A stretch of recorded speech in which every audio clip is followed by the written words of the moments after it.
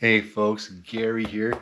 Happy Friday morning to you. I hope your day started off just fantastic. What a great day to be alive. Every day we walk with the Lord is a good day. You got Coley here and the Wonder Dog down here. Hello, Wonder Dog. Yeah, we were all just outside and minus 34 out there, which that seems pretty cool, but you know what? It could be worse. And it will be worse. We're looking at close to minus 40, almost minus 40 tonight and tomorrow night as well. So, wow, that's okay. We're Canadians and we've seen it before. It's not a big deal. Well, I guess it's kind of a big deal, but not too big of a deal. They've got lots of fur and I've got big coats, so it's all good. Anyways, has not much to do with what we're talking about here. Other than if people didn't see them walking around, they'd be worried. I remember last year I had my surgery, like the hernia surgery, and which meant I couldn't, around this time last year. And so I was recovering still, and so people didn't see Cole out for his walks. And they were concerned. What happened to Cole, right? They were concerned about that because he has something that folks are used to seeing out and about. Well, that kind of ties into this. I'm really stretching there, but it kind of ties into what we're talking about here today, about being missed. Well, do people miss you, right? Will they miss you?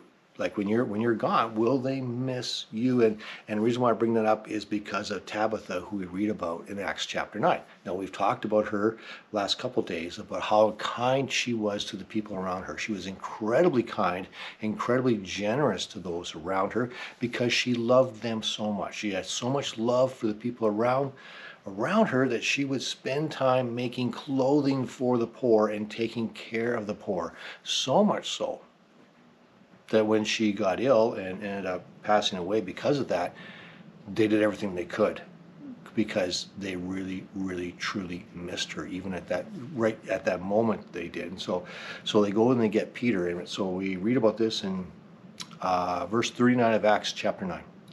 So Peter returned with them, and as soon as he arrived, they took him to the upstairs room. The room was filled with widows.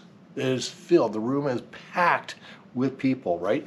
Filled with widows who were weeping and showing him the coats and other clothes that Dorcas had made for them. She made such an impact that it was a big deal that she wasn't there now. And that's my prayer. Not that people would want to be around me so much, but they want to be around the presence of God so much.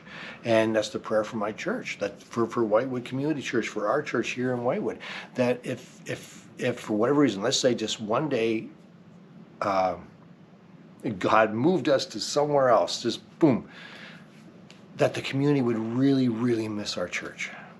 They would miss the food bank. They would miss the kids club. They would miss the Christmas banquet. They would miss just all the other things, all the things that we do as a church, that they would miss that. They would go, oh no, there's a big hole here now.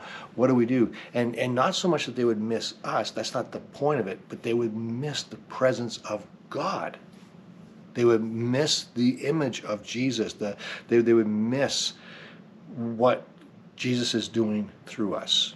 And I hope that'd be the same thing for you. And that's what we should strive for. We should strive to be so much like Jesus that if we weren't around, people would miss that because they would miss Jesus. You get the idea, right? Right? That the more and more we show off Jesus to the world, the more and more they'd fall in love with him. And that's the real key, is that they would fall in love with our Lord and give their lives to him. And they would see him, they would seek him every day of their life. That's the desire. And so I see that in Tabitha Dorcas, that people loved her, but they loved her because of the presence of God that came with her. So that's the message for today. Thanks for watching. Stay warm. We'll catch you tomorrow.